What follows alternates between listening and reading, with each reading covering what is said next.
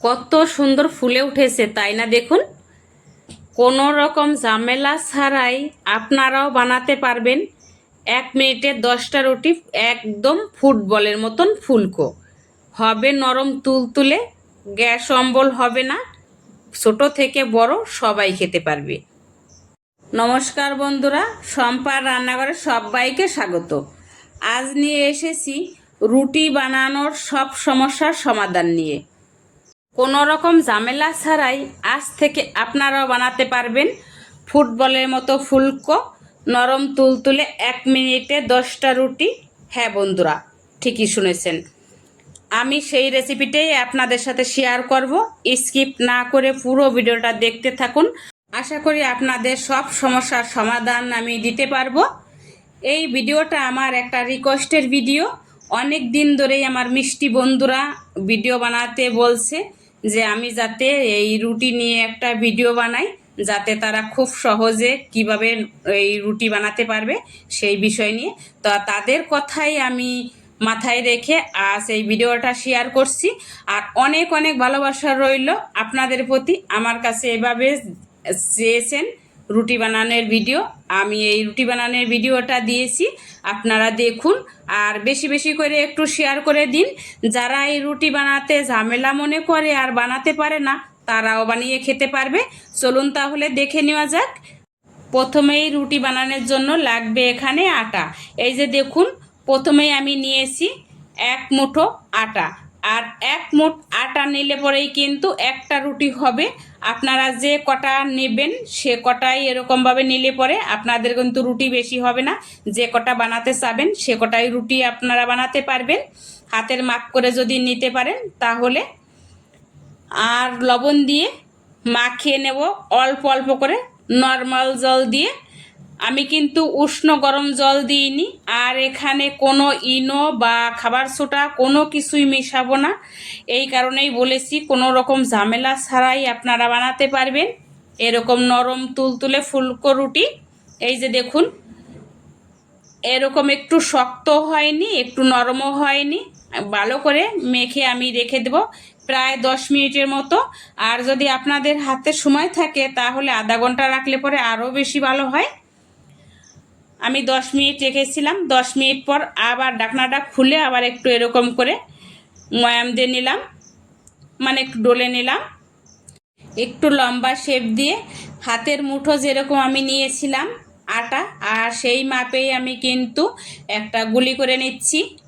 ভিডিওটা সম্পূর্ণ দেখুন, কারণ শেষে আমি শেয়ার করব কিছু টিপস যা আপনাদের এই রুটি বানাতে অনেকটা সাহায্য করবে। আর না হলে কিন্তু লাভের লাভ কিছুই হবে না। আর এখন আমি আটাটা বেলে নেব। রুটি যদি আমাদের ঘরে দুবেলা না হয়, একবেলা কিন্তু চাই। আর এই রুটি বানাতে যে পড়তে হয় যত ঝামেলায়। আর কেউ বলছে রুটি শক্ত হয়ে যাচ্ছে, কেউ বলছে আর বাসি হলে খাওয়া যাচ্ছে না, ফুলছে না, নানান জনের নানান প্রশ্ন। আর আপনারা যদি এই ভিডিওটা দেখে বাড়িতে বানান তাহলে গ্যারান্টি দিয়ে বলছি আপনাদের সবার রুটি একইভাবে নরম থাকবে, তুলতুলো, আর সবাই খেতে পারবে, ছোট থেকে বড়। কোনো আর ঝামেলাই মনে হবে না। আমি একদম সাধারণভাবে ঘরে থাকা সব উপকরণ দিয়ে রান্না করি আর সেগুলোই শেয়ার করি। আমার মিষ্টি বন্ধুরা সেই রকম রান্নাই পছন্দ করে আর আমাকে সুন্দর করে কমেন্ট করে উৎসাহ দেয়। আমি তাওয়াটা গরম করে দিয়ে দিয়েছিলাম আটা। আর যদি একটু এরকম পাশে ফুটবলের মতন প্রথমেই ফোলা শুরু করে দেয় তাহলে কোনো ভয় হওয়ার দরকার নেই। এই পাশটাই ভালো করে একটু সেঁকে নেবেন আর বারবার উল্টাতে যাবেন না। মাত্র 3বার উল্টালে পরেই কিন্তু রুটি হয়ে যাবে, ফুটবলের মতো ফুলে উঠবে। দেখুন, প্রতিটা রুটি কিন্তু আমার এরকম ফুলে উঠবে। আর এখন যেটা করব সেটাই হয়েছে দেখার। এই যে দেখুন, একটা থালায় আমি জল নিয়েছি আর ওই গরম রুটি এনেই দিয়ে দিলাম এই জলের ভিতরে। আর ভালো করে ধুয়ে আমি নিয়ে নিলাম। এটাই হচ্ছে আসল টেকনিক। এইভাবে যদি ধুয়ে রাখা যায় তাহলে কিন্তু গ্যাস অম্বল হবে না, আর বাচ্চা থেকে বুড়ো সবাই খেতে পারবে রুটি। কি ভাবছেন তো পাগল হয়ে গেছি নাকি? একদমই না। এরকম করে একবার বানিয়ে দেখুন, তারপরে জানাবেন কেমন হয়েছে। আর দেখতেই পেয়েছেন প্রথমে কতটা সফট হয়েছে আর ঝরঝরা হয়েছে। আশা করি আজকের রেসিপি অনেক ভালো লেগেছে আপনাদের কাছে। আপনারা যদি এই রেসিপিটা বাড়িতে ট্রাই করে থাকেন তাহলে কমেন্টে জানাতে একেবারে ভুলবেন না কেমন হলো। আপনার মতামত পরামর্শ আমাকে পরবর্তী ভিডিও তৈরি করার সাহায্য করবে। এই দেখুন, প্রতিটা রুটি কিন্তু আমি জলের ভিতরে দিয়ে ধুয়ে তুলে রাখছি। একইভাবে আমি ছড়িয়ে ছিটিয়ে রেখেছি, দেখতেই পাচ্ছেন এক জায়গা কিন্তু আমি রাখিনি। আর দেখুন সবকটা রুটি কিন্তু বলের মতন ফুলে উঠছে যেরকমটা বলেছিলাম। আর একটা জিনিস খেয়াল করে দেখুন, আমি কিন্তু ঠান্ডা রুটি দিচ্ছি না জলের ভিতরে, এই যে বেজে নিয়েই দিয়ে দিচ্ছি কিন্তু জলের ভিতরে।